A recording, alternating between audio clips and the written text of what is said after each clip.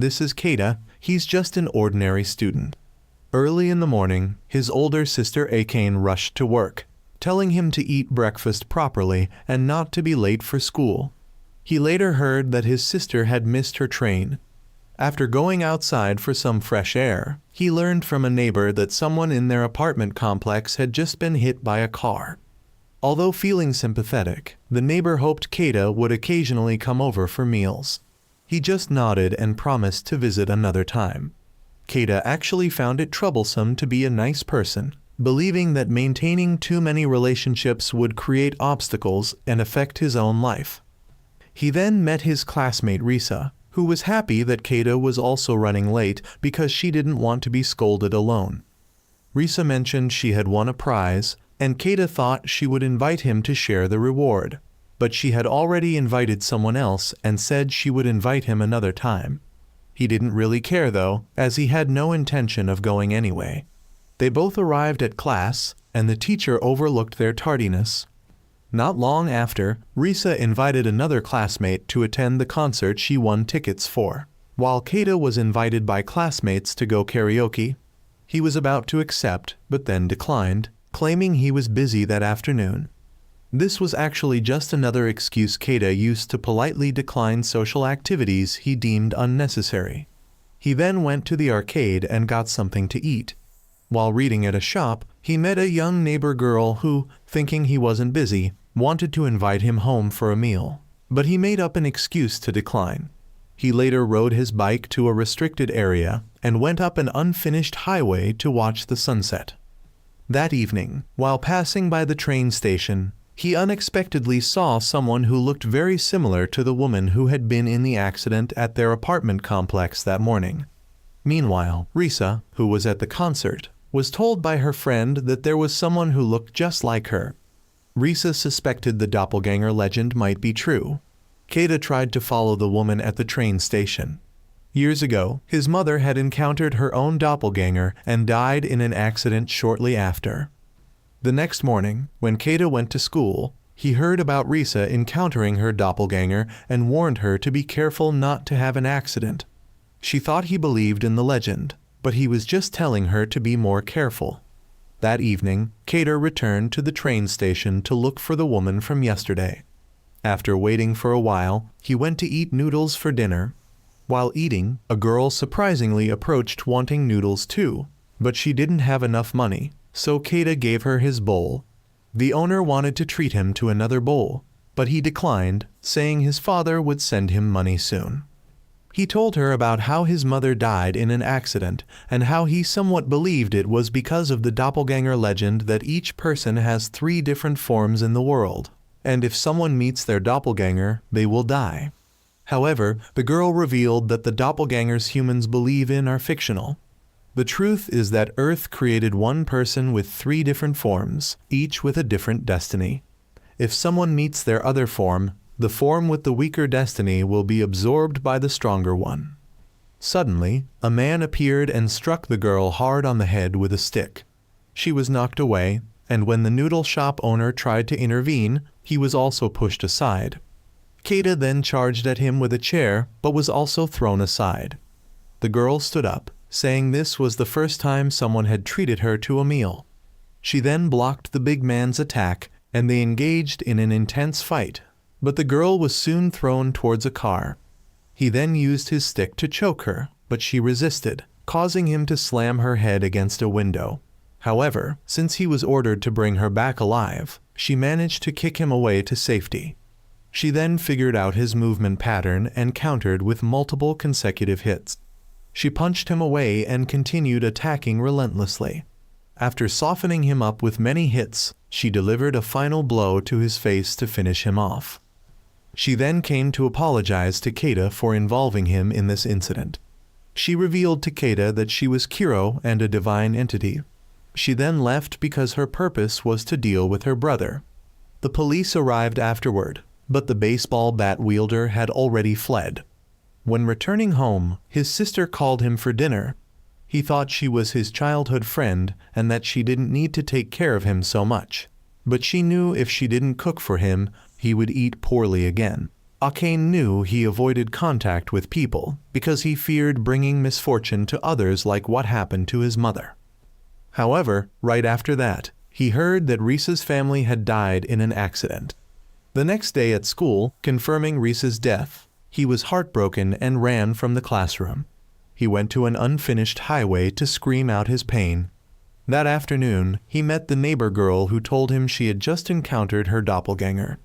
Right after that, she ran across the road and was hit by a truck. This part I have to blur to avoid penalties. Kuro felt sorry for the girl because she wasn't the entity with the greatest destiny. Just as he saw the neighbor running out, Kuro immediately disappeared. Meanwhile, the bat wielder was being punished by his boss for letting Kuro escape. The boss repeatedly slashed the bat wielder and then ordered his subordinates to split up and capture Kuro. He would let her meet her brother after he absorbed all her power. Keita later attended the neighbor girl's funeral and returned home depressed. Akane could only hope he would cheer up soon. During this time, those people had begun splitting up to hunt for Kuro. At school, Keita was distracted and not focusing on lessons. The teacher asked if anything was wrong, thinking he was sad about Risa's situation. The teacher wanted him to confide if possible. He asked the teacher about doppelgangers, but the teacher seemed skeptical, so he dropped it. That evening, when returning home, Keita saw lights on and thought Akane was there. But when he entered, he found Kuro. When he asked why she was there, she said she was hungry and her dog remembered Keita's scent and led her there. She was then invited in by Akane. Akane later came home and explained she let Kuro in because she seemed to know Keita, as Kuro mentioned he had treated her to noodles before. But Keita drove Kuro away, not wanting to be involved with her. She accepted leaving, and he then told Akane to go home too, saying he had already eaten out. Akane left, but soon after, Keita noticed she had forgotten something and planned to bring it to her house. On the way, he saw Kuro in the playground and gave her some food. He asked what she really was, and she explained she had the responsibility to protect the world's balance. Every soul has an energy source in their body, and the 3 doppelgangers of that soul possess different energy levels. When one entity absorbs another, the winner receives the loser's energy level. If a soul collects all energy from 2 doppelgangers, that person will gain tremendous power. Keita must have doppelgangers out there too, but he hasn't met them yet. This is the world's principle, and he can't deny it. After eating, Kuro left to avoid bothering Keita further, but the group hunting her had found her there and surrounded them both. She recognized them as people from an ancient tribe. The leader revealed he had dealt with 4 balance protectors like Kuro before. He wanted the power of people like her to reach a higher level. He then sent his subordinates to attack, but they were quickly handled by Kuro. However, he launched an invisible slash that Kuro couldn't dodge in time. He then launched multiple attacks at her, revealing this was a skill he learned from absorbing the power of 4 world guardians like her. But when he was about to absorb her power, Keita distracted him by calling the police. He knocked away the phone and delivered a strike directly to Keita's heart. He thought Keita was dying, so he quietly retreated, but then did this meaningless act. Kuro then rushed to punch him away, grabbed Keita, and fled. She knew there was no other way to save Keita, so she created a magic circle.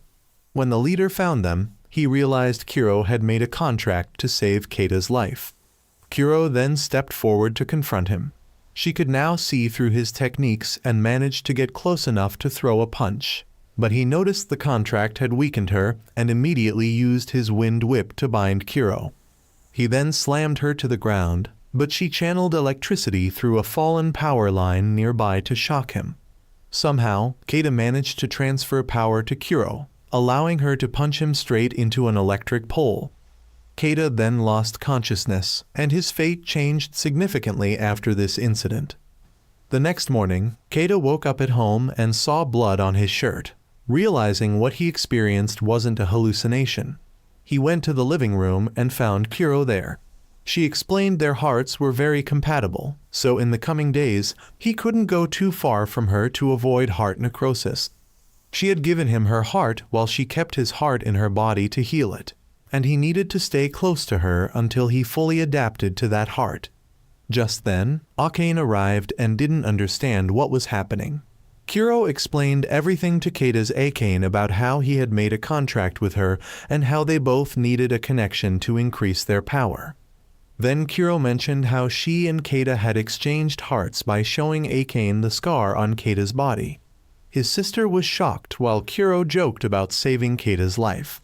He got angry and said everything was her fault from the beginning. He went back to his room while Kuro seemed very sad after those words. Meanwhile, the organization of the person who had attacked Kuro earlier was conducting some inhumane experiment, and this white-haired person was the one Kuro wanted to kill her brother. The teacher later called Keida to ask if he was okay because he had heard that one of his students had gotten into a fight. He said he was fine, and the teacher wanted to treat him to a meal thinking he was alone. But he said his Akane was there so the teacher needn't worry.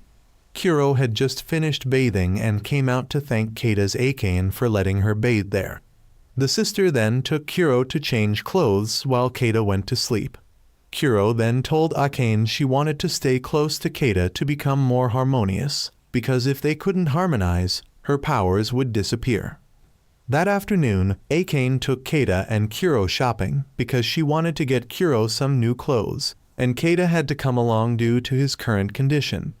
They chose quite a lot of clothes, and everything looked good on Kuro, so they bought them all. Shortly after, the outing ended and all three headed home. The next morning, Keida returned to school and asked Kuro to stay at home and not wander around, saying he would be back in the afternoon. However, during the day, two people hunting Kuro found Keida's house to capture her. Kuro tried to fight back, but was caught by them. They knew she hadn't fully recovered her powers. They then beat Kuro up. At school, Keida suddenly felt pain and suspected something had happened. Meanwhile, Kuro took advantage when the two were distracted to push them away, grab Keida's handkerchief, and jump from the balcony, climbing down an electric pole. Keida was about to head home when the teacher called him to stay because now he believed what Keida had said about doppelgangers. Kuro had her dog smell Keida's handkerchief to track him. The teacher now believed Keida about doppelgangers and wanted him to help create an ideal society, but Kuro ran in and asked Keida to help her fight. She then realized his teacher was one of her pursuers. The teacher then revealed his true face and decided to keep both of them there until others arrived. He rushed to attack Kuro, and she was quickly caught because she hadn't fully recovered her power. She elbowed him to break free. Both of them continued their martial arts exchange, but Kuro was completely overpowered when she was punched out of the classroom. Seeing the teacher continuously punching Kuro's face, Keida approached and grabbed a fire extinguisher. When the teacher chased after him, he sprayed it in the teacher's face and rushed to help Kuro escape. However, the teacher quickly blocked both of their paths. Kuro wanted him to unite with her by thinking about fighting. She then ran away to prevent the teacher from targeting Keida, but when she tried to fight back, she was kicked away by him. Keida begged the teacher to stop, but he expressed regret, saying he had hoped Keida would become a high-level person by absorbing all the twin powers, as the teacher noticed he had much better potential than Risa before. Keida then realized that the teacher was the one who orchestrated the accident to make Risa transfer all her power to her twin in order to create more high-level people. He decided to eliminate the teacher to prevent situations like Risa's from happening again. The two officially united, and Kuro quickly rushed in, delivering an uppercut to the teacher's jaw and punching him out of the school building. They both then took the opportunity to escape, and Keida knew he could no longer turn back and wondered if fighting was the only way to survive in this world. Meanwhile, Keida's Akane was at work when he suddenly called to inform her of something, but she couldn't return home as she was on shift. While working, a man suddenly approached her position and needed some help. This person suddenly grabbed her hand, and she didn't know how to handle it as she thought he was a foreigner, but a little girl came and pulled the man away. As the two left, we learned that these two weren't ordinary people as they could sense a great energy within Akane. They also noticed that the Guardian's energy they had sensed days ago was now weakening, apparently due to a contract, and somehow Kata's Akane had energy very similar to a Guardian. When they suddenly saw Akane rushing away, they decided to follow her. Meanwhile, Kata and Kuro had stopped at a restaurant. While Kuro was uncertain about what to order, Kata told her to choose randomly.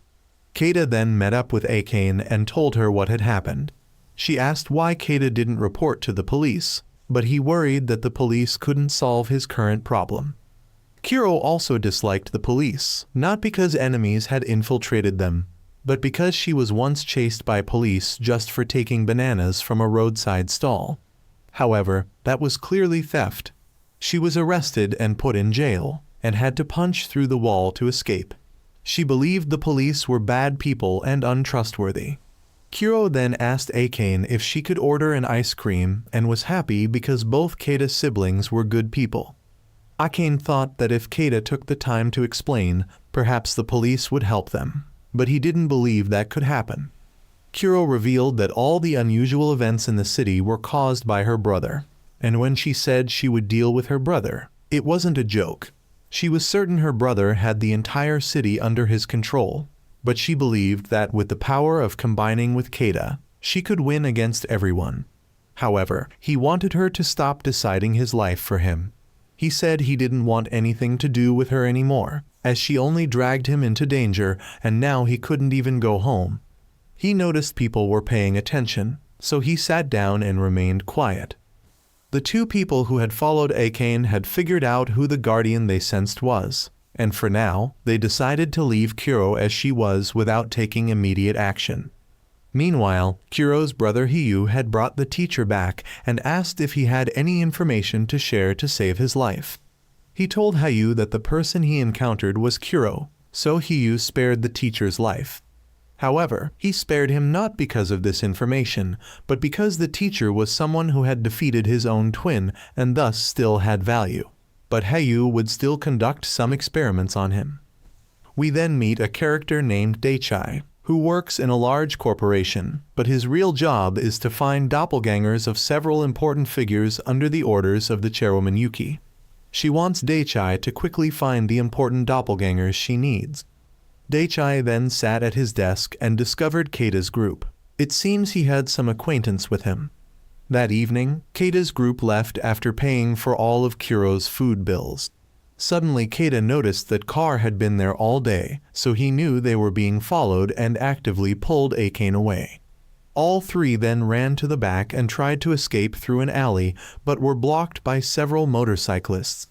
They were Hiyu's people and came here just to take Kuro back. As for the other two, the underlings could handle them however they wanted. They then drove their bikes to attack, forcing Kuro to fight back. But one of them used his power to tie her up and drove towards her to ram her. Kata then tried to activate the contract to give power to Kuro, but his sister was left behind, forcing the man who was tailing the group to rush out to protect her. He then ordered Hiyu's subordinates to leave or he would deal with them all without mercy, but they were still being arrogant, so he had to knock them all off their bikes. They then agreed to leave. They noticed Kata had realized they weren't ordinary people. Kuro recognized that the opponents were also a pair of guardian and contract partner. Akane recognized both of them and was about to go thank them when Kata held her back. He knew these two people had been following his sister to find him and Kuro. When the man approached Kata, he punched back and said he wouldn't accept them dragging his sister into trouble just to serve their personal goals. The other two felt challenged and asked if he dared to fight. Kuro decided to join the battle and rushed at the opponent. Just as she threw her first punch, the enemy caught Kuro's hand, forcing her to back off. She then rushed in, throwing continuous attacks, but was kicked back. However, she managed to block it and threw a hook punch back, but the man dodged it and acknowledged she had some real strength, though he still maintained he wouldn't use the unified state. He then threw a kick, and although Kuro dodged, she still got hit lightly on the face. He was now actively attacking to pressure Kuro. The girl asked Kata if he wasn't going to unify. Seeing Kuro being pushed down to the ground like that made her ask what reason Kuro had to contract with someone like Kata. Keita then realized that Kuro had always been trying to protect him and transmitted fighting spirit to Kuro so she could escape. He asked if she could win if they unified, but she wasn't sure. They then unified and Kuro was now much faster and completely dominated the man. She then threw a flaming punch that blew away the opponent. The girl told them both that was a special technique, generally called Exceed. It wasn't like what the motorcyclists earlier had used. Theirs was a low-quality version while the Guardians like them had the original version. This technique is created when a Guardian receives energy from their contract partner. Kuro then wanted to finish it and rushed in to throw another Exceed, but the girl also used her own technique and created a shield to deflect Kuro. Their side had now also used unification to fight seriously. Keita was now out of energy, but the other side had no intention of showing mercy. The man then created many clones and continuously attacked Kuro. Both she and Keita were knocked down before they stopped. They explained they just wanted to talk, and this fight was their self-defense against Keita's hostile attitude. The group then returned to Keita's house to talk. Both of them revealed they were from the European Guardian Alliance. They explained the reason they came here was to investigate the energy imbalance in Japan recently, and so they found clues from Akane because they discovered she carried an energy different from normal people. The reason for this could be due to contact with a Guardian for some time. Keita asked them about when the abnormalities in Japan began, and someone investigated that it started 8 years ago, with the only clue being from this photo. Meanwhile, Hiyu called someone and asked them to handle things for him since his subordinates were all useless. Keita's group discovered his mother in this photo, taken in her hometown. They weren't sure if it was actually his mother or a doppelganger, but the photo was taken half a year before his mother's death, so everything now remains a mystery. The Alliance still hasn't found the mastermind behind these abnormal incidents. Since it was time, both of them headed home. Keita asked what he should do if attacked again, and they said he shouldn't worry since he can now fight alongside Kuro. They were then seen off by his sister Akane, and they gave her their contact number to call when needed. Upon returning, the two Alliance members decided to investigate further and wait for clearer information from the organization before taking action. Kuro decided to visit Keita's mother's hometown to investigate because she knew her brother was hunting the Guardian who appeared in the photo they just saw. She would also try to investigate the mystery about his mother. Keita asked if she knew how to get to his mother's hometown since they would need to cross the sea. Kuro planned to swim there, but Keita decided to go with her because he didn't want to trouble Akane anymore. Kuro then went to take a bath, while Keita noticed that the pieces of the mystery were gradually coming together and revealing everything, and things were progressing very quickly. We then meet a red-haired girl who works for Hiyu to get medicine to keep her terminally ill husband alive. Hiyu wants her to bring Kuro back and to be as gentle as possible. Meanwhile, Keita and Kuro started looking for ways to book tickets to Okinawa, his mother's hometown. Keita planned to return to his old house to get money and asked Kuro not to let Akane know about their trip to Okinawa because he didn't want his sister to worry more. When he left the apartment, the red-haired girl suddenly drove up to him. She introduced herself as Mikami, also a Guardian, but her mission was to take Kuro away, so she would leave him alone if he handed over Kuro. When he refused and turned to run, she grabbed him. Suddenly, she realized something. Kuro sensed that Keita was in trouble and rushed out of the apartment, bumping into Akane. Suddenly, Keita called his sister saying he wanted to meet Kuro. Mikami demanded Kuro come to a designated location if she wanted to see Keita again, as she now realized Keita had been captured. Meanwhile, the two Alliance members found Hiyu's subordinates' hideout.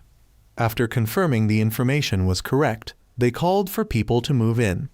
Hiyu met with Daichai and his boss Raisin, who were plotting to make their superior race the rulers of the world and surpass the Guardian race. The group of Guardians finished dealing with Hiyu's subordinates' hideout, discovering they had piled up bodies of Guardians whose energy they had drained in a room. They also found where Hiyu drained energy from other Guardians, which he did using a stone stolen from the Guardians' sacred ground. Mikami took Keita to her house to talk. She wondered why Kuro chose Keita for a contract since he was a weak vessel. If he met his doppelganger, he would surely die because his body contained too little energy. When a guardian makes a contract with a weak vessel, there are consequences. Before she could explain further, she had to check on her husband. Kuro had found the location and decided to enter alone, promising Akane she would bring Keita out and go to Okinawa together. Mikami noticed Kuro's arrival and told her husband things might get noisy outside. Now we know why her husband hasn't gotten better. He never took the medicine Mikami brought home. Kuro was very happy that Keita was safe, but he blamed her for not telling him that he was a weak twin. She didn't want to say it because she believed both of them could still accomplish things. However, Mikami believed that making a contract with a weak twin was taboo, as weak twins wouldn't have enough energy to help perform exceed techniques, and forcing them to fight would only cause them to age and die gradually. Mikami's husband then stepped forward and revealed that he was an example. He had contracted with Mikami despite knowing he was a weak twin, and although he was only 30 years old, he had aged like this. Mikami regretted that Keita and Kuro didn't trust each other like they did. Mikami believed Kuro deliberately contracted with Keita because she only saw him as a tool to help her fight, so she would kill Kuro and free Keita. Mikami's contractor revealed that he contracted with her because he wanted to help her fight. He hoped he would die in battle, but now Mikami didn't want to use his power. He asked Keita if he really wanted Kuro to die. Why wasn't he helping her fight? Keita finally came to his senses after witnessing many deaths right before his eyes. He decided to trust Kuro and transfer his power to her. Mikami then decided to listen to her husband and use unification once more to fight together. She rushed in and rammed Kuro to push her back. Both sides realized they couldn't prolong the fight too long to avoid affecting their contractors. However, just as Mikami knocked Kuro down to launch a series of attacks, her contractor had begun reaching the limits of his life. Kuro was waiting for an opportunity to launch a single strike to turn the tide, so she kept blocking. When Mikami raised both hands, Kuro launched an exceed attack to counter, but Mikami hadn't fallen yet and threw a punch that knocked Kuro unconscious. However, her contractor had also exhausted his life force and passed away. He advised her not to hate the other two because they had given them both a chance to fight together one last time. The next day, Keita's group returned home and Kuro was happy that Akane could go with them to Okinawa. Keita was still hesitant because he would die if he fought.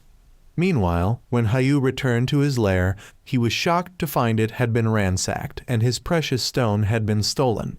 He sent people to track down those who had ransacked the place and said he would pay Kuro a visit to prevent anyone from touching her except him. The next morning, as Keita's group was leaving, they unexpectedly encountered a couple being chased by two of Hayu's subordinates. All three followed to see what was happening, but after chasing for a while, the girl tripped, so the boy decided to stop running and fight. Kuro thought they didn't need to intervene because this boy could handle it himself. The boy then rushed in to kick one person's mouth and elbowed the other. When they grabbed him, he jumped back and kicked one's face, then jumped up to strike the other. The girl complained that he should have fought from the beginning. Kuro then called the boy Yakumo, and he recognized her as the princess and quickly ran over. She was the princess of the tribe and Yakumo had been looking for her all this time. The girl was Riona, who had absorbed all the energy from her other selves. She was kidnapped by the city's largest corporation, which operated convenience stores and supermarkets on the surface, but secretly created enhanced humans like her inside. Although they promised a luxurious life with everything she wanted, she escaped because she didn't like being experimented on every day. While she was running away, she was accidentally saved by Yakumo and then contracted with him. The reason Yakumo was so strong was that he was Hiyu's #1 disciple. When Keita wondered why that corporation wanted to create such enhanced humans, she wasn't sure. She only knew that the corporation had sent several enhanced humans to Okinawa for something, and Yakumo also knew that the corporation's chairman was Raizen. Keita wondered who this Raizen was and wanted Kuro to explain, But Yakumo wanted Keita to be careful with his words because Kuro is the daughter of the Shigami clan leader, the most powerful guardian clan, and Raizen was actually her brother, not Hiyu. At the airport, Kuro had told Keita that she and her clan lived in the Holy Land, a place watched over by guardians to maintain the world's balance. On a normal day in the Holy Land, she and Raizen were taken by their mother to a ceremony where their mother would enter a dream to prophesy the clan's future. Their mother had a strange dream but didn't tell anyone about it. Not long after, Kuro heard from Yakumo that her brother had massacred most of the clan members. Wait, the brother kills the clan members while the sister seeks revenge against the brother. Why does this background seem so familiar? When Kuro heard that her brother had taken their mother to the Holy Stone, she rushed to find them. She saw the bodies of clan members, and when she arrived, her brother had already killed their mother. Raizen said he would change this world and disrupt its balance. He then left her there to die slowly, and now she wants to find Raizen to ask why he attacked the clan when he loved it more than anyone. Surprisingly, Hiyu came to meet both of them. According to Kuro, he was expelled from the clan after bringing humans into the Holy Land for experiments. He claimed that through these experiments, he learned how to create artificial guardians by extracting energy from guardians and transferring it into high-level humans. Hiyu offered to let Kuro meet Raizen if she agreed to abandon Keita, but she refused, so he pushed her aside and kicked Keita. He claimed she had no reason to protect Keita, and he also gave Keita a chance if he was willing to use unification. He would acknowledge Keita as worthy of Kuro. But Keita was still hesitant about using unification, so Hiyu found it pathetic that he was just a weak twin who didn't dare use unification. Keita decided to stop being afraid and unleash his power for Kuro to fight. She launched an Exceed attack but only pushed Hiyu back a little. He counterattacked, and then Riona and Yakumo arrived. Both used unification, and Yakumo rushed to punch Hiyu. Although he managed to kick back, Hiyu decided to meet the group later, and next time he would bring his contractor for unification. Hiyu later met with his subordinate who informed him they had found the location of the escaped test subject. But since Hiyu had already found Riona, the subordinate was now useless and was eliminated. Keita now somewhat empathized with Kuro and decided to fight alongside her to repay her for saving his life. They later boarded a plane, and Keita realized it had been a long time since he visited his maternal hometown. Akane decided to be more intimate with Keita, as she was his childhood friend after all, but Keita didn't want Kuro to misunderstand. However, Kuro was only focused on food, so she wasn't concerned at all. Soon after, the group arrived in Okinawa, but Kuro noticed the energy levels there were strangely high. Putting that aside, the group quickly rented a car and headed to Keita's grandfather's house. Along the way, Kuro was intently watching the ocean, but Keita said he had seen it so much as a child that he was now bored of it. After some time traveling, the group arrived at a small village and found Keita's grandfather's house. He went inside to look for his grandfather, but couldn't find him, so he checked the backyard.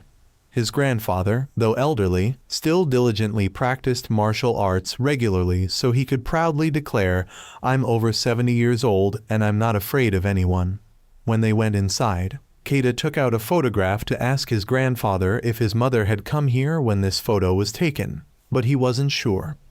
Moreover, when Kuro mentioned twins, it made his grandfather curious. She started to explain, but Keita interrupted. His grandfather noticed that he wasn't ready to explain yet, so he would give him more time. That evening, he prepared a lavish meal to treat his grandson. He also invited Akane to have a drink, but she wasn't very keen on drinking. However, after a while, she decided to have one cup and then kept asking for more until she got drunk without realizing it. Keita then invited Kuro to go outside to stargaze. She noticed that Keita had become more relaxed than before. The next day, Keita's group went to the beach to have fun. That afternoon, when they were returning, the group unexpectedly encountered two guards of this island. They thought Keita's group was like others who came here to steal the Holy Stone. They tried to explain, but the two guards wouldn't listen and rushed to attack. Kuro tried to defend, but these two people had very fast movement speed. When Keita tried to merge, one of them used ropes to tie him up and hang him on an electric pole to prevent him from merging. At this moment, he remembered the teaching of the girl from the Alliance, that he could still find ways to help his partner fight. The ring she gave him in Keita's pocket suddenly burst with power and helped him escape the ropes. He then merged with Kuro to fight. She was now faster than both of them and successfully defeated them both. She then threw a punch to demonstrate her strength and asked if they still wanted to fight. They both accepted defeat and started crying because they couldn't protect the Holy Stone. Meanwhile, Daichi had informed the high-ranking people brought by the corporation about their mission, which was to destroy the Holy Stone to break the energy flow that was maintaining balance in the world. Because Raizen and this corporation believed that this balance had made society corrupt, they needed to readjust the energy so that this world would be exclusively for high-ranking people and their guardians to live in. However, since they currently didn't know the exact location of the Holy Stone on this island, they would spread energy throughout the island and wait for the stone to react. As for Keita's group, they heard from the two girls that 7 years ago, a group of people came here to attack the Holy Land to destroy the stone. All the people in their tribe were massacred by this group, and only these two survived. They tried to protect the Holy Stone until the very end, and Keita's group directly stated that they had no intentions regarding that stone. However, that didn't mean the island wasn't under threat, as there was currently a very large energy source on this island. They decided to risk their lives to protect the Holy Stone at all costs and left. Meanwhile, Daichi received news that Keita was also on the island and hoped for a day to reunite with him. During this time, Hiyu had brought his contractor to Okinawa, and he was also determined to meet Kuro again. Meanwhile, Keita went to think. He didn't know what Kuro's brother wanted to create high-ranking people for, and more importantly, whether a weak being like him would have enough strength to save the world. He then returned home and told Akane to go to bed, but she sleep-talked about how much she trusted him. Meanwhile, Raizen had informed Yuki that he would be taking a trip to Okinawa, and he also promised to soon find Yuki's copies to deal with and turn her into a high-ranking person. Only then would her father hand over the corporation's inheritance to her. Raizen then realized they had visitors coming to find him. The Alliance of Guardians had come to the corporation to find Raizen. The girl wanted Yakumo not to go easy on Raizen because of their past relationship, but as soon as they entered, they were surrounded by enemies. However, this alliance was full of strong people, so they stayed behind to let the main characters leave first. They later met Raizen, and now we know that the white-haired uncle is Steiner and the girl is Ixelle. Raizen had heard of both of them, and Yakumo wanted answers for the cruel actions Raizen had done to the clan. However, no matter what was said, Steiner would not forgive Raizen. He only wanted to hear about why Raizen joined this corporation to create many high-ranking people. But Raizen thought he didn't need to explain anything to them. Raizen believed he simply wanted to rebuild the world, but he wouldn't be the god of that world. Steiner then didn't want to talk much and just merged to fight right away as everyone could see Raizen's enormous power. When Steiner attacked first, Raizen mostly focused on dodging and then launched an extremely powerful attack at the whole group. He then left and let his subordinates clean up the rest here. However, when Raizen had just left, the subordinates discovered that Steiner's group was still safe because Ixelle had used her power to block the attack. They quickly chased after Raizen, but it was too late as he had already boarded a helicopter and left. Meanwhile, we meet Daichi again. He was actually Keita's old friend and had sought out Raizen right after understanding the principle of doppelgangers in the world after witnessing Keita's mother's death. Daichi had also tried to infiltrate this corporation system and learned that the corporation Raizen was leading was secretly searching for doppelgangers to create high-ranking people. The reason Daichi came to find Raizen was to know whether he was a weak or strong entity. Raizen told him he was just a weak entity like Keita, but Daichi still believed he would survive by killing his stronger self.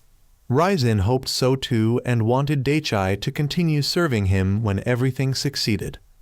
The next morning, Kuro was learning martial arts from Keita's grandfather, while Keita secretly went to the beach to practice some of his grandfather's martial arts moves when suddenly the ring lit up.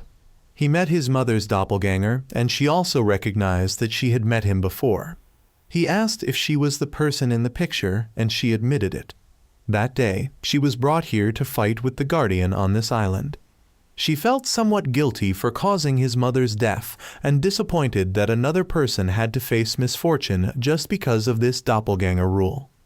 Meanwhile, the two remaining Guardian girls of the island were thinking about asking Kuro's group for help. Unexpectedly, they both met an acquaintance from the tribe who was still fortunately alive. However, they didn't expect that this person was a traitor who came back to deal with both of them. Kuro, not seeing Keita return, went looking for him and met the red-haired Guardian girl who came to report that her friend had been kidnapped. Hiyu then appeared before Kuro, and the red-haired girl recognized him as the one who massacred her entire tribe. But just as she rushed forward, Hiyu kicked her down right there and grabbed Kuro. He revealed that her Keita must be a dried corpse by now. Keita's mother's doppelganger had now begun to show her true face and sucked away the energy from his body. Hiyu then took Kuro to a cave to control her. Keita, who seemed to have been drained of energy, suddenly stood up when he saw Kuro's image. The doppelganger girl wanted him to step over her before going to Kuro, so he raised the ring and shot an attack at her. She was then defeated and Keita just left. Kuro had started to fight back against Hiyu, but was thrown into a stone pillar. He thought that since this wasn't holy ground, no one would come to protect her. But Keita had found them and gave Kuro some power to fight back against Hiyu. When Kuro then ran to Keita, she was blocked by Hiyu, forcing her to continue fighting. The red-haired girl had now woken up and quickly ran away to save her friend. The grandfather and Akane had to quickly run to find her. Meanwhile, the black-haired girl had met Ryzen, and he revealed that he had found a way to obtain the holy stone on this island, so the black-haired girl didn't need to resist anything, because the key he needed was her. As for Kuro, she needed to find a way to finish off Hiyu as soon as possible or Keita would fall first, but she couldn't find an opportunity to use Exceed when Hiyu kept continuously moving. Keita knew he had to give Kuro a chance, so he looked at the ring and asked himself if he could do it. He then tried to sneak attack Hiyu, but that doppelganger girl had warned Hiyu, helping him dodge. Keita now knew her name was Shinobu, and she was the contractor with Hiyu. After that, both merged and Hiyu would show Kuro what his Exceed was like. He created multiple water bullets and shot them at Kuro. But not only that, he could also turn water into ice to launch ice stakes at Kuro. She couldn't dodge them all and got pinned to a stone pillar. She then discovered that Keita was having his energy drained. Hiyu now revealed to both that Shinobu was also just a weak doppelganger and Keita's mother was the strongest doppelganger. But Shinobu had killed his mother so she could become a high-ranking person. Therefore, her case was considered special, and this special case allowed Shinobu to have the ability to drain energy from other people. Meanwhile, Daichai had come to meet Akane to invite her to the corporation, and the reason Daichai could invite Akane was by lying that Keita was there too. Hiyu revealed that special cases like Shinobu usually use absorbed energy from surroundings to maintain their merged form, so Hiyu could merge indefinitely without affecting his partner's health. He also let Kuro know that his Exceed allowed him to control all types of liquids. Therefore, he could make the blood in Kuro's body freeze or explode like this. He continued to torture Kuro. Keita now began to hear Shinobu complaining about how unfortunate she was before and how she envied the happy life of his mother. So she plotted to take away both power and luck from his mother to have a happy life like now. But he didn't see any happiness in her at all. He then punched her away and proceeded to provide energy for Kuro to merge. Shinobu asked Keita what he planned to do with his little power, and he wanted to try to find out. Kuro then activated Exceed and moved towards Hiyu. He wanted to see how strong she was, only to be surprised when he took a full-force punch from Kuro and was blown far away. Keita had tried to give all possible power to Kuro for her to launch a full-force attack, and Kuro had no idea when Keita learned this move. Keita now noticed Shinobu was about to die. She complained again about how life had been unfair to her and that she didn't want to die. Keita now realized that becoming like Shinobu was a way for a weak doppelganger to exist, and more than ever, he hated this world's principle even more when it had caused misfortune to so many people. When bringing Shinobu out of the cave, Keita met Daichai. Keita immediately recognized Daichai, but then suddenly coughed up blood and fell unconscious. Keita later woke up at Daichai's house. He revealed that he had faked his death before and then changed his name to work for this corporation. Daichai said straight out that he knew Keita was a weak doppelganger, and he wanted to help Keita resolve the current situation so Keita could continue living. However, Daichai didn't ask him to help Raisen, but to cooperate with him instead, as he was planning to fight against Raisen. Daichai told Keita about his past story, that when he discovered the doppelganger principle of this world, he had sought out Raisen's corporation and was recruited by Raisen. At the same time, one of his doppelgangers had an accident and died, so he decided to take and live under that doppelganger's identity. Daichai originally intended to help Raisen create a better world, but Raisen tried to exploit the doppelganger principles to manipulate the world, so he wanted to fight against him. Daichai believed that the fate of doppelgangers should be self-determined by humans and should no longer be supervised by guardians. It was time for humans to decide their own fate. Years ago, Daichai was always excellent in studies, but because of that, he isolated himself from others because he thought others were inferior to him. But because he was often straightforward, many people were irritated by Daichai.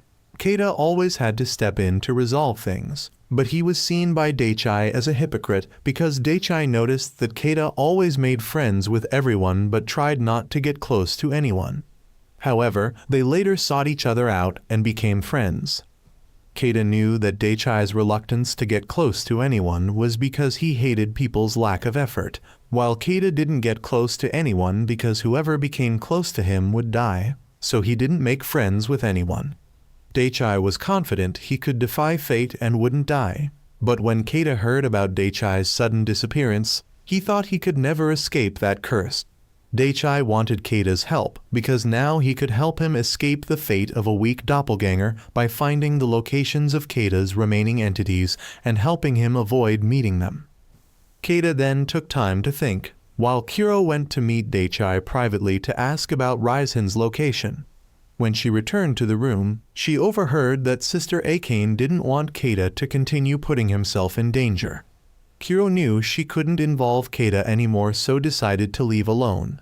But Keita later decided to help Kuro until the end. He went to ask Daichai about Kuro and learned she had gone ahead, so he had to chase after her. Kuro then met the red-haired girl again. Both were about to search for the black-haired girl when suddenly the red-haired girl sensed that her friend had died.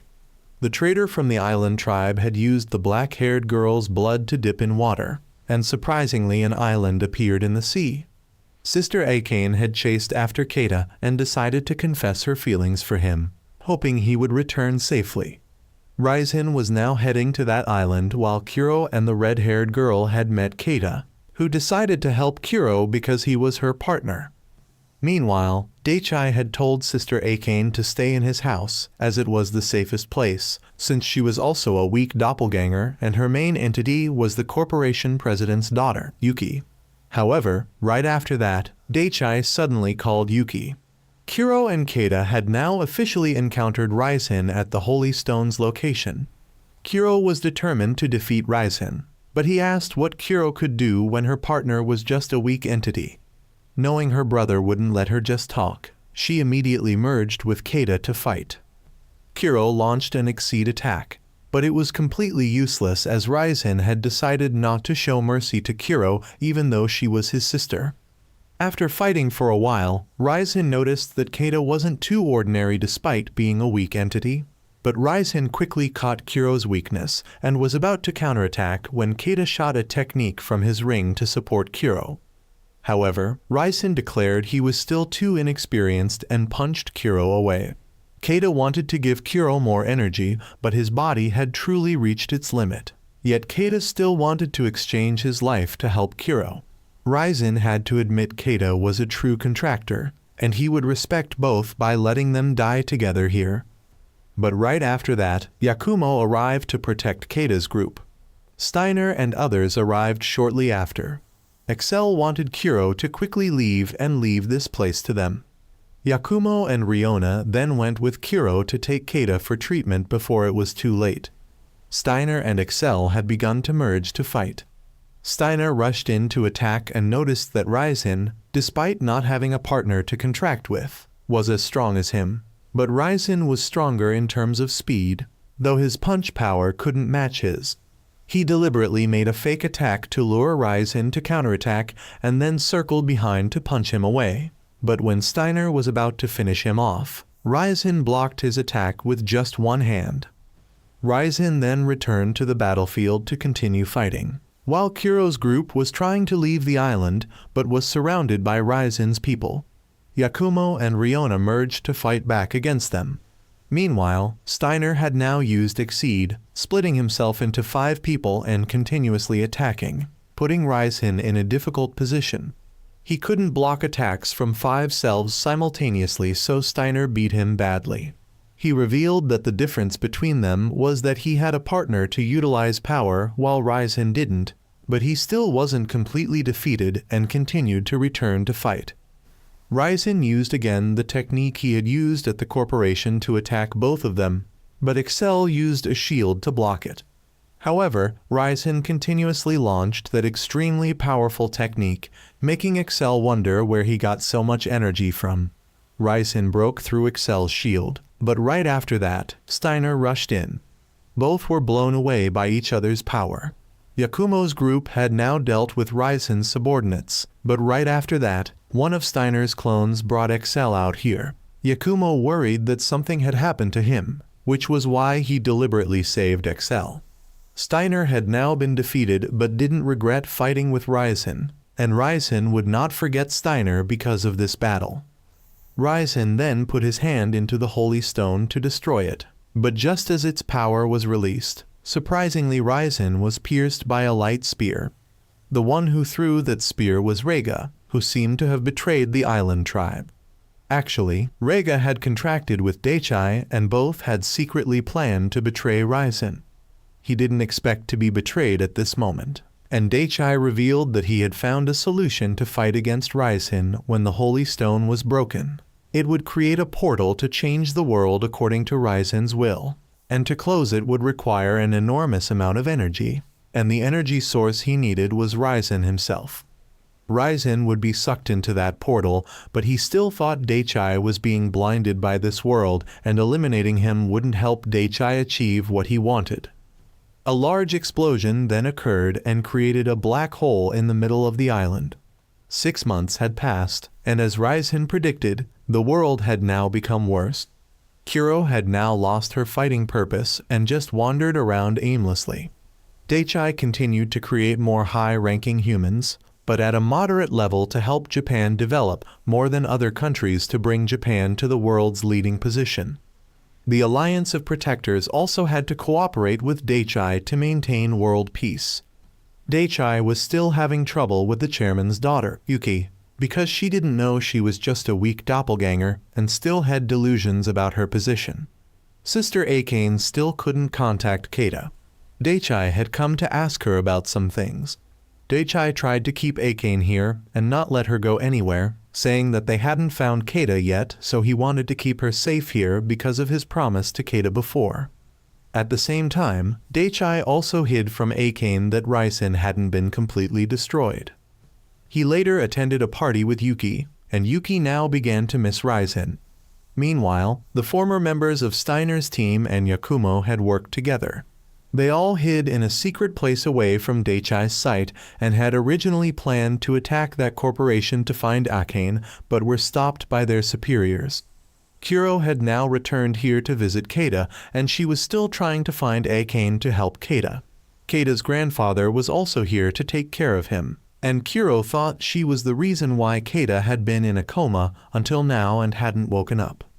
Steiner's team had chosen to stay in Japan instead of returning to Europe because they wanted to handle all the root causes of the problem, which was that large corporation.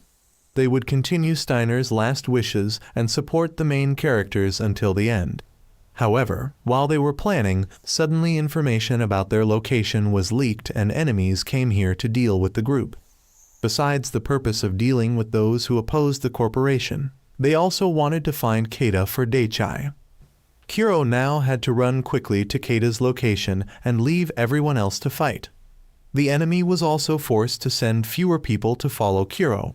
She took down each person blocking her way one by one. And what I found unreasonable was why these people mostly just stood still waiting to be hit.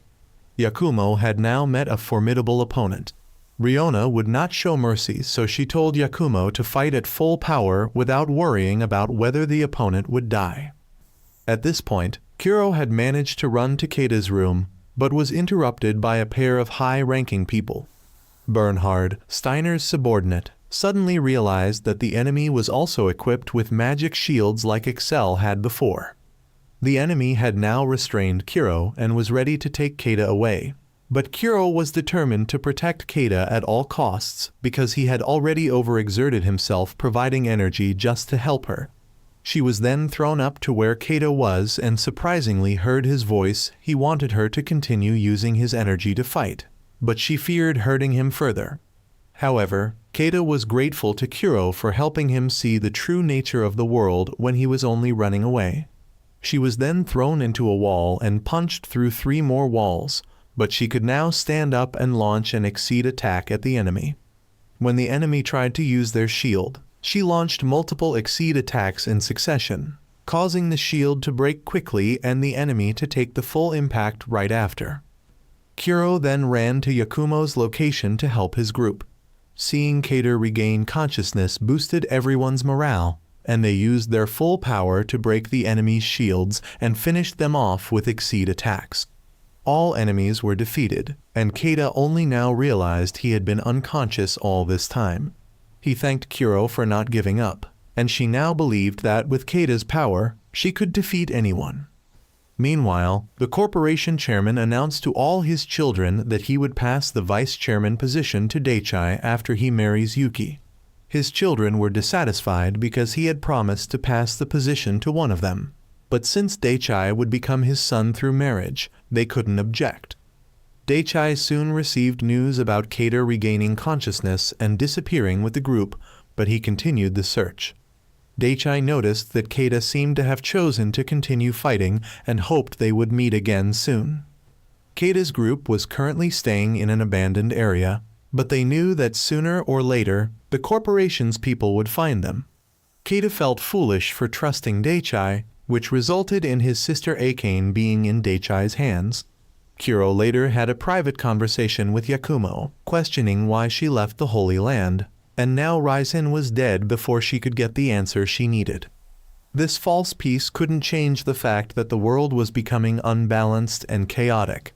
At least she wanted to protect Keita and Akane, but now even that couldn't be fully accomplished.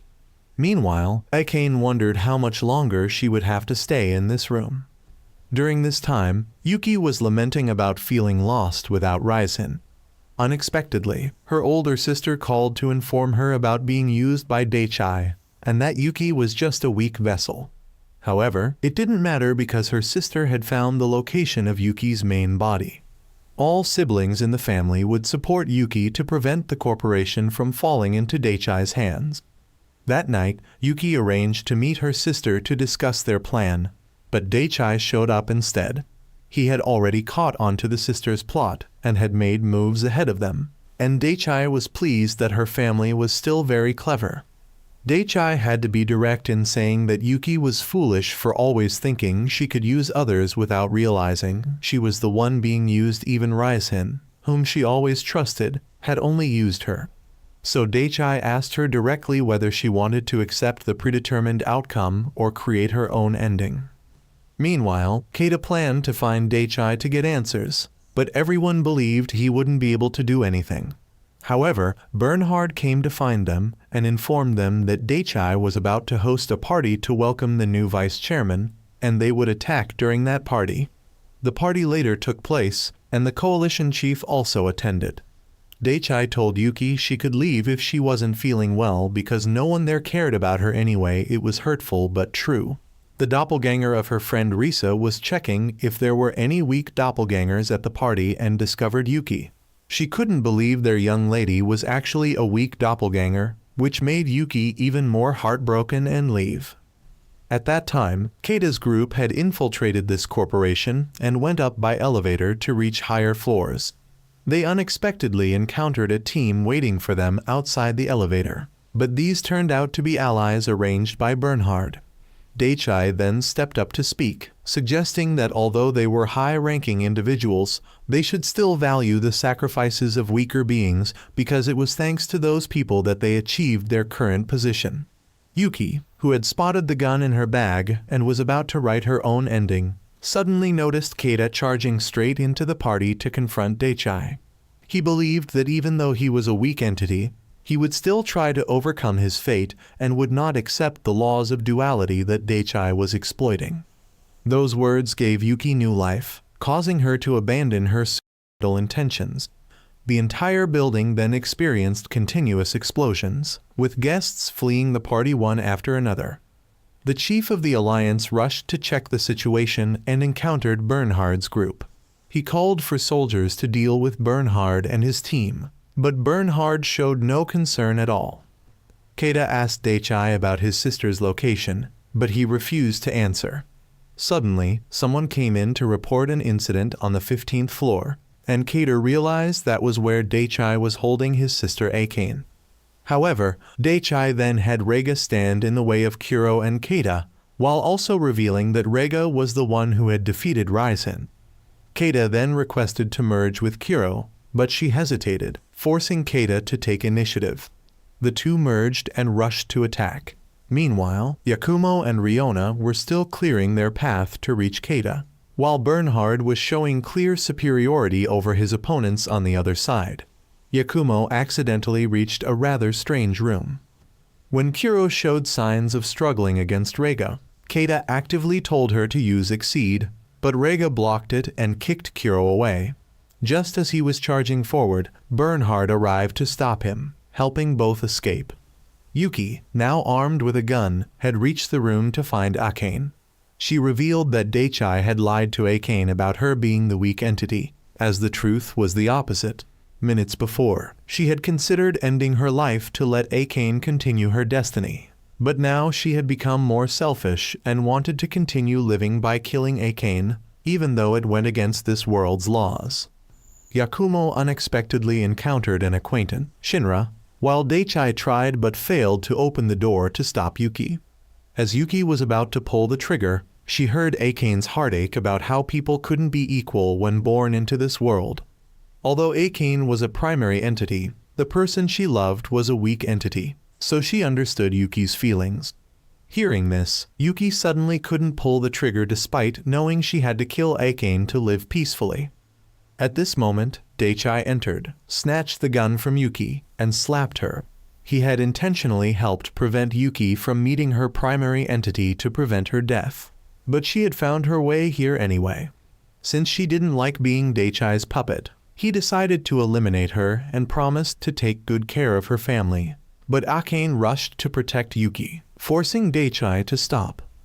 Meanwhile, Kuro and Keita had reached Yakumo's location. Kuro was surprised to see Shinra again. He was formerly Raizen's close aide, but now worked for Deity after Raizen's disappearance. Keita then realized he had made a contract with the primary entity of the little girl who lived next door to him.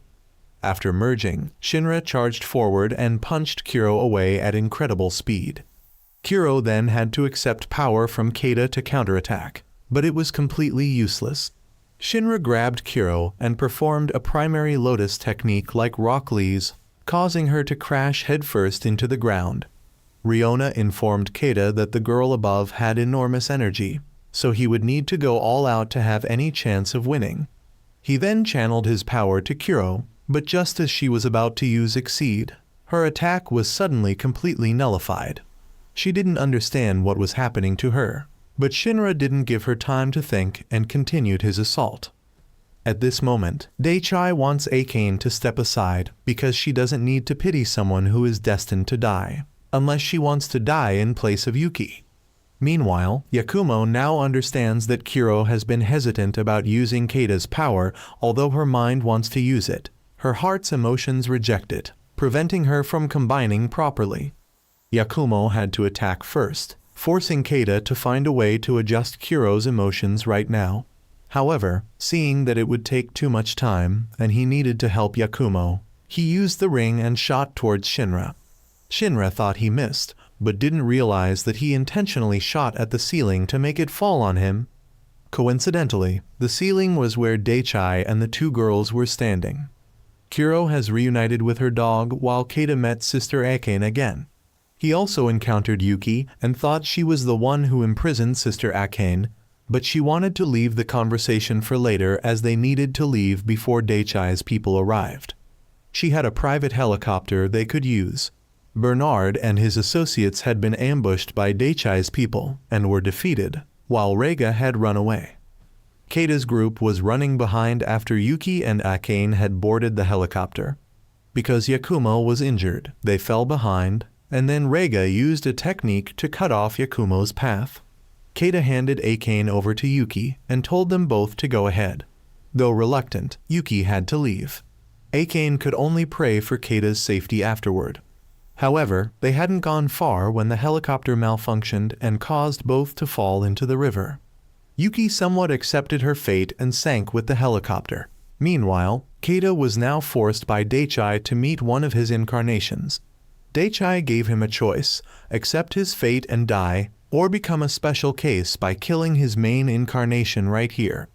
Keida hesitated for a moment but still decided to say no, as he didn't want to live by stepping on others' lives. He then decided to combine with Kuro one more time. She also decided to adjust her emotions and accept power from Kuro. Both successfully united once again, and their opponent was Shinra. Yakumo wanted to fight, but he hadn't fully recovered yet, so Kuro told him not to worry as she wouldn't lose. Kuro then rushed to attack and somehow managed to push back Shinra. He noticed that both were concentrating energy at one point when striking to increase attack power. Kuro and Shinra then continuously exchanged techniques, and then Kuro found an opportunity to use Exceed and blast Shinra away. He accepted defeat, and now Reiga and Daichai would face them both. Keida showed signs of exhaustion but still wanted Kuro to maintain unity to continue fighting. Daichai was confident that Keida had completely lost. Kuro rushed to engage with Reiga while Keida stayed behind planning to sneak attack Daichai, but Daichai had a shield to block his attack. Reiga then used Exceed and created a light sword to attack Kuro. Although she blocked it, she was continuously pushed back and managed to deflect it before being cornered. Reiga declared he wouldn't miss next time, while Daichai believed Keida had seen the difference between them. Keida then let Kuro use Exceed to counterattack. Reiga also used Exceed again, causing the two attacks to clash, but Kuro unleashed another Exceed attack that caught Reiga by surprise and pushed him back. However, the damage wasn't significant. Kuro now realized that Keida's main incarnation was gradually draining his power. Although Daichai played dirty by bringing Keida's main incarnation here, it was his way of forcing Keida to either kill his main self or die. Seeing Kuro continuously getting hit made it harder for Keida to make a choice, but now his strength was completely depleted. Keida still wanted Kuro to stand up and continue fighting. However, without power and Exceed from Keida, Daichai blamed Kuro for bringing Keida to this state. Keida now began to collapse from energy depletion, but he still wished for her to continue fighting. Suddenly, 2 marks appeared consecutively on Kuro and Keida's hands, strength gradually returning to him while Daichai was shocked and didn't understand what was happening. It seems the heart exchange has now fully adapted, allowing Kuro to share energy back to Keida and help him create a new energy circulation. Kuro then rushed to deal with all of Daichai's soldiers, Keida's true form managed to escape while Reiga was forced to continue fighting.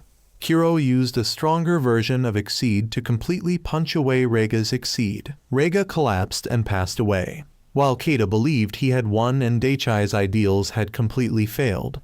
Bernhard at this time had also won against the enemy and returned to meet Kuro's group. Hearing that Reiga had been defeated, he believed everything was now fine. But they later heard news that Yuki's helicopter had crashed into the river. She was confirmed dead while Akane was missing. At this moment, people on the streets suddenly felt difficulty breathing and collapsed, but Keida and Kuro's group weren't affected. Kuro then noticed the Holy Land where she once lived suddenly appearing in the middle of the city for unknown reasons, of course due to Raizen returning once again. Bernhard noticed this condition didn't affect their protectors and associates, but they knew a large amount of energy was flowing toward that Holy Land above. So Bernhard and his associates would gear up to check it out.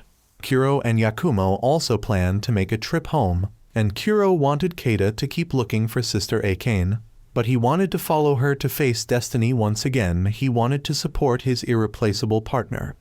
The group then set foot on the Holy Land, and they would need to reach the mountain peak. However, returning here somewhat reminded Kuro of her mother's past matters. The group then climbed the mountain together, but when night fell, Riona went for a midnight snack and startled Kuro, who thought someone suspicious was stalking the group. Although Keida went with Kuro, he was still worried about Sister Akane. The next morning, as the group continued on, they unexpectedly encountered a girl named Nam. She revealed she came here to record history, and would have arrived earlier if not for some troubles on the way. Nam shared that not long ago, all holy stones in the world had been destroyed, causing energy to suddenly concentrate in this city, and the only remaining holy stone here had enough energy to destroy the world. Since ancient times, gods had coexisted with humans and protectors in the world, but the gods became greedy and wanted to eliminate humans, forcing protectors and humans to ally and make contracts with each other to fight against them. The gods were sealed into holy stones, with the strongest being the supreme stone at this mountain peak. Before being sealed, the gods cursed humans, leading to the fate of the twins like now. And right at this moment, whoever could obtain power from the supreme stone would have enough strength to level the world. Suddenly someone named Aragi appeared. He was from the same clan as Mikami before, and he also came here for the supreme stone. But he revealed there were many others with similar intentions. Meanwhile, Bernhard's group had encountered Raizen, and they were all cautious since Raizen was the one who defeated Steiner. Aragi at this point had also started merging to fight with Kuro, but his associate used their power to press both down to the ground with gravity. Aragi was used to fighting in this area, so he could move around. Nam saw the outcome was clear, so Yakumo wanted to help, but Nam wouldn't let him interrupt the battle. When Kuro tried to stand up, Aragi threw a punch, though she dodged it. Its power was immense since in this gravity zone, downward strikes are doubled in strength. Aragi threw another punch directly at Kuro, so Keida shot toward Aragi, though he blocked it. Keida fired another shot at Kuro to make her fly up and strike down. Aragi was thrown back, but had to admit both strikes were extraordinary. He then used Exceed and transformed his hand into a demon form to attack. Kuro luckily dodged an extremely powerful strike, but Keida then shot directly at Aragi's partner to break her gravity field. Without that troublesome ability, Kuro quickly launched a full-power Exceed strike to blow away Aragi. He was defeated and believed Kuro would join Raizen in completely taking the Supreme Stone's power. Kuro was startled because indeed her brother had returned, as she had sensed Raizen's power since arriving here. Raizen had now defeated all of Bernhard's teammates. Bernhard decided to go all out in one move and rushed to lift Raizen up for continuous high-speed attacks, but he lacked sufficient power and was shot back by several of Raizen's palm strikes. Though he used speed to dodge, Raizen kept firing continuously, making it impossible to dodge everything. Kuro was now certain her brother had returned. Yakumo knew Raizen was heading for the Supreme Stone, and Keida wondered if they could completely defeat Raizen. Meanwhile, Mikami had reunited with Excel, and they formed a new contract to continue eliminating Ryzen. They had now reached the Holy Land to begin their final mission. During this time, Kuro was lost in thought and walked too quickly, so Keita had to ask her to slow down and wait for Yakumo. Nam thought Yakumo was slowing Kuro down, but Riona suggested Nam was nearly useless just watching from the outside. Suddenly, the group heard someone's voice ahead. Kuro sensed a protector's power, so Keita wanted to avoid fighting, but this was their only path forward. After walking further, Kuro confirmed someone was ahead. Yakumo and Riona stayed behind to rest. Riona had taken out food for Yakumo when Nam came to ask for some, but Riona didn't want to give food to someone who just sat around doing nothing. Nam then took some anyway when Yakumo wasn't paying attention, causing Riona to call her a thief. Angered that her noble mission was being disrespected, Nam went over and struck Yakumo. Meanwhile, Kuro's group had wandered into enemy territory where the enemy could control trees. Kuro's puppy felt offended at being called useless by Nam, so it went to find its own way. Nam had restored Yakumo's energy flow to help him recover quickly, so now she could eat the bread properly. Excel and Mikami had noticed how much Kuro's group had improved, but she had no intention to help as she needed to stop Ryzen as soon as possible. During this time, Kuro was captured, so Keita had to try shooting the binding ropes to help her, but he was soon caught too. Surprisingly, Kuro's puppy had found the enemy's position and barked to let Kuro know. Keita shot continuously to clear a path for Kuro to run. She soon found the enemy's location and was about to strike when suddenly the entire Holy Land shook violently, causing her to lose focus and get captured again. But everyone now knew Ryzen must be very close to the Supreme Stone. Just as Kuro was about to be dealt with by the enemy, she suddenly burst with power, causing Keita to be released, and Ryzen had to suddenly turn around because he sensed it. Mikami and Excel had now reached near Ryzen's location, while Keita quickly ran to Kuro. He found her standing in a crater, not remembering what had just happened. She thought the enemy had fled, so she pulled Keita away, while her opponent was shocked because that old man had died in pieces after what happened. Mikami and Excel had now encountered Ryzen. Ryzen knew Excel came for revenge for her partner, but wondered if Mikami was ready to fight to the death. However, Mikami was completely willing to fight to the death for Excel, because they both understood the feeling of losing a partner, and though they had only known each other briefly, Mikami believed she truly understood Excel, so was ready to fight seriously for her. Mikami then rushed in to fight, and Ryzen noticed Excel could control her shield remotely for protection. After fighting for a while, Mikami retreated to hide behind Excel's shield. Ryzen believed her shield would soon break. But immediately after, Excel created a shield surrounding Ryzen. Due to her ability to absorb and reflect damage, Ryzen was then shot to pieces and was pinned down by Mikami, who punched him in the face. However, he thought she was still too gentle and began to counterattack. Nam at this time found the puppy and wondered if her suspicions were true or not. Meanwhile, Mikami had completely failed. Kuro and Keita had run here only to hear Excel warn about how Ryzen now also had a contractor. After walking for a while, Keita reunited with Sister Akane and was happy that she was still safe. However, she turned out to be the one who had made a contract with Ryzen. Keita tried to ask Akane why she contracted with Ryzen, but received no answer, so Kuro asked Ryzen if he really did kill the entire tribe just for power from the Supreme Stone. He answered straightforwardly that he did, so Kuro and Keita were determined to defeat him. When Kuro rushed in to attack, Ryzen dodged and landed a hook punch, then followed up with another blow to finish her off, but was surprised that Kuro could still stand up. Ryzen realized Kuro and Keita had shared their life force to become stronger. Keita was determined to destroy Ryzen and destroy the Supreme Stone to end the curse that the gods had placed on humans. Ryzen then noticed their power growing stronger. When Kuro rushed in to attack, Ryzen threw her away, but Kuro continued receiving more power and approached to launch a close-range exceed attack. Ryzen took that hit directly and was blown quite far away.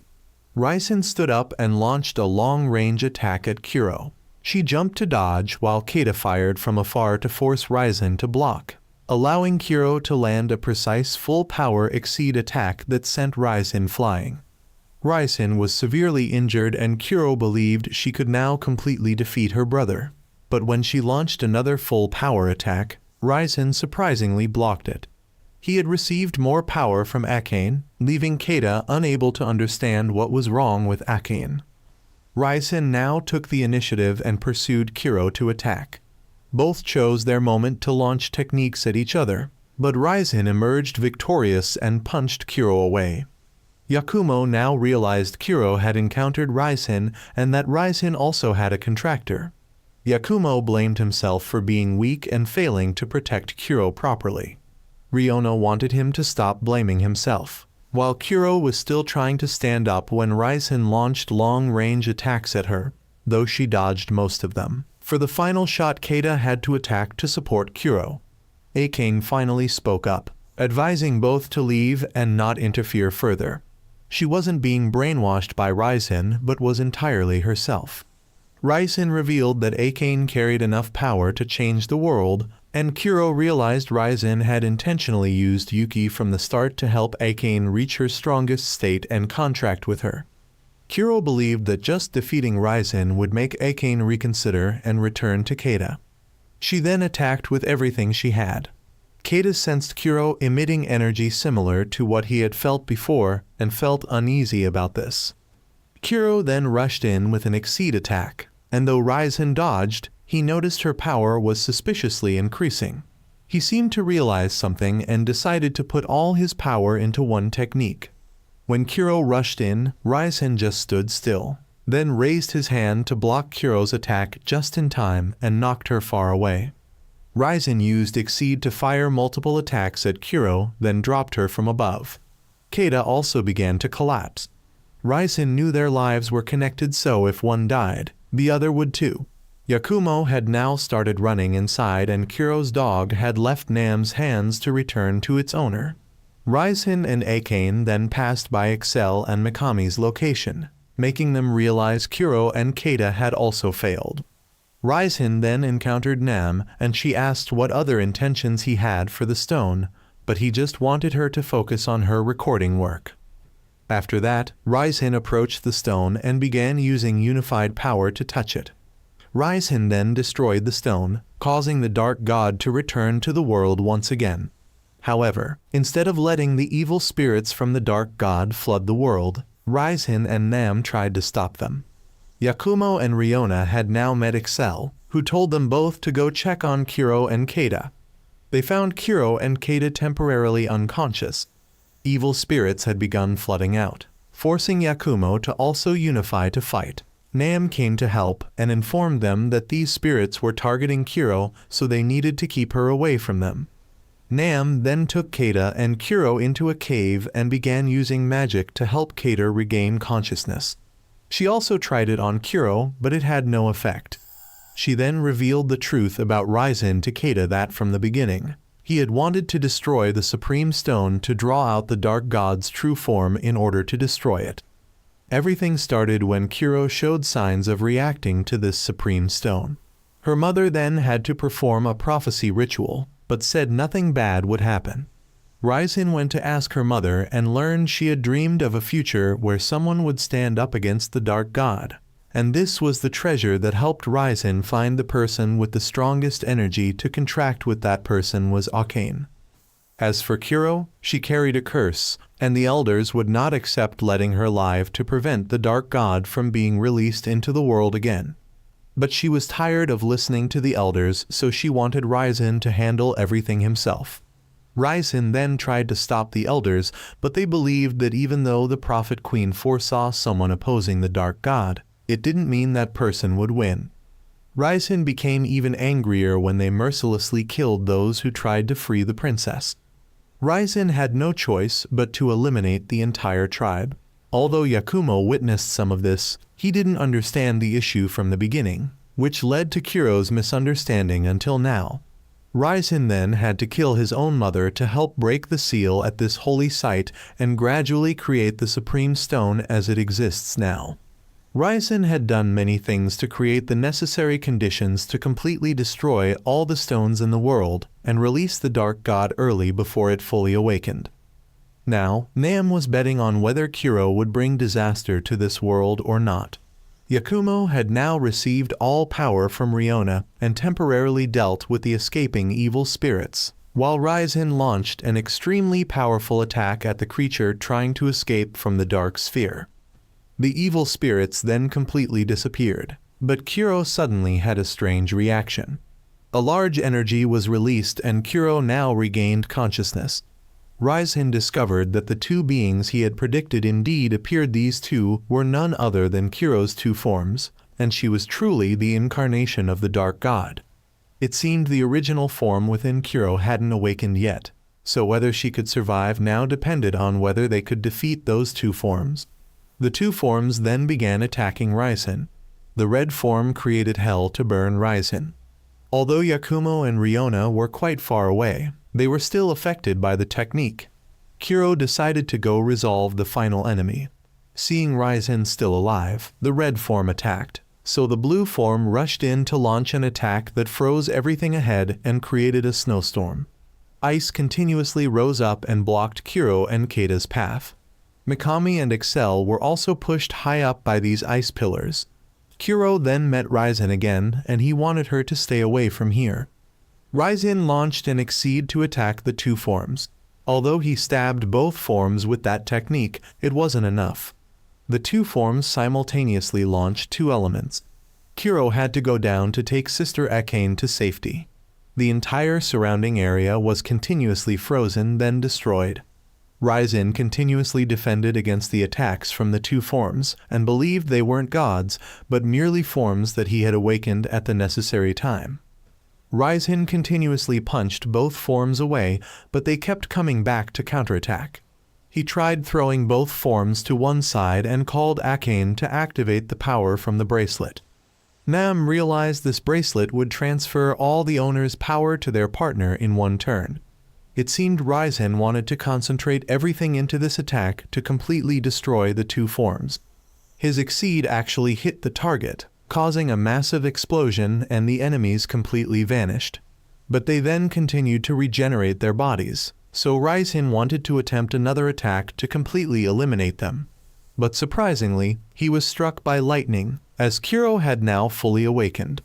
Kuro rushed to attack Ryzen, forcing him to retreat. Then the two forms completed their regeneration and ganged up on Ryzen. Ryzen was overwhelmed by all three and was blown far away. All three began to unite, and Nam worried that Kuro would completely disappear afterward.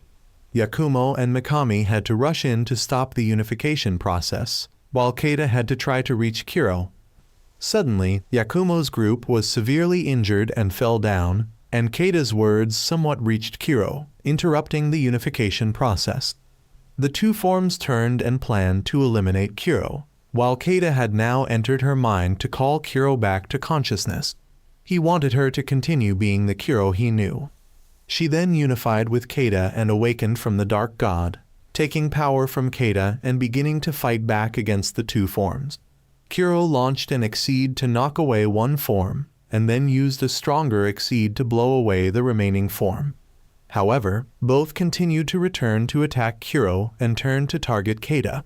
He was targeted by both forms and their techniques, forcing him to separate from Nam and Sister Akane.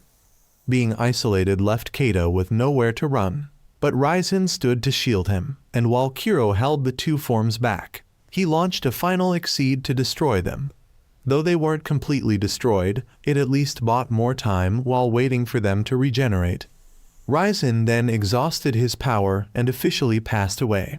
Just when they thought they had been completely defeated, the two forms surprisingly merged into a grotesque form to prevent their death.